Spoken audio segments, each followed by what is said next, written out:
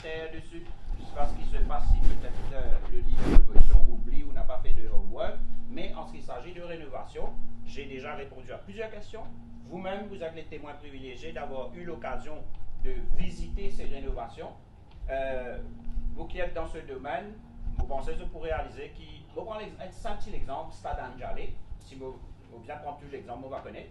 Mais si nous prenons Stade Anjalé, je pourrais réaliser qu'il y a un vestiaire en bas, quand la pluie tombait, dans un football, nous avons ouvert parasol, parapluie, pardon.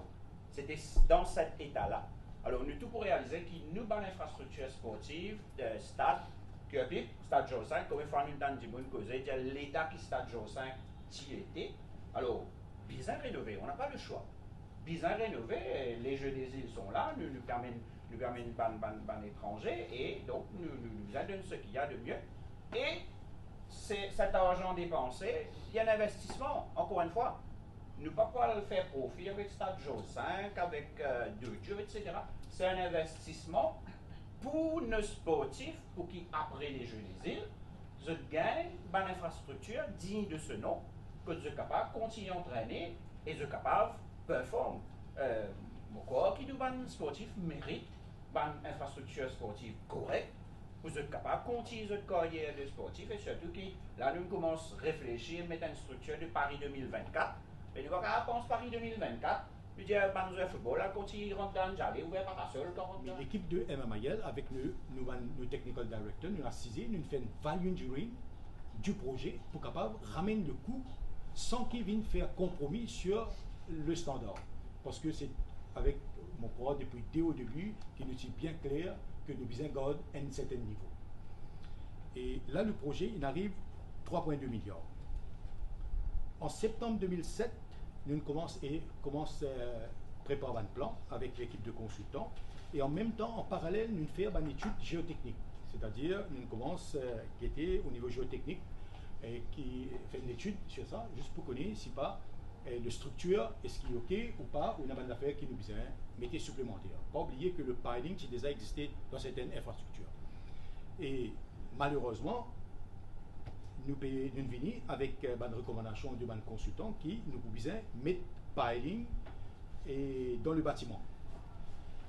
Et si nous prenons en considération le off-site work et nous prenons en considération le fils du consultant et avec le piling, là nous pouvons sortir 3,9 milliards pour venir à 4,6 milliards. Qui là maintenant, qui nous frise, nous cap le projet à 4,6 milliards.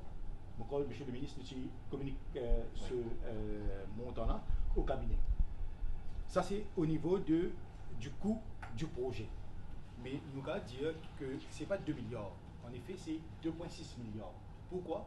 Parce que c'est 50 milliards de dollars, 50 millions de dollars de la Chine qui nous gagné, et 25 millions de dollars, c'est le gouvernement mauricien qui nous a injecté. Et qui nous arrive à une somme de 2,6 milliards de roupies. Et le 2,6 milliards de roupies, quand on travaille avec le esprit de conseil, et une classe comme ça, c'est l'aquatique qui coûte 875 millions, le stade 875 millions et le gymnase 875 millions, qui arrive à 2,6 millions. Si nous regardons la chronologie des événements qui sont arrivés, et pas oublier que le 50 milliards, c'était juste pour financement de l'aquatique et de stade. C'est-à-dire, à aucun moment, nous partions encore pour une cause de milliards, c'est de nous ajouter le gymnase là-dedans qui vient 75 millions de dollars.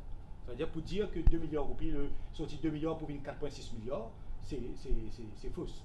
Maintenant, comment il vient 4,6 milliards, c'est toute une chronologie de événements qui est arrivé, qui moi je voudrais commencer partager ça avec au niveau de la presse.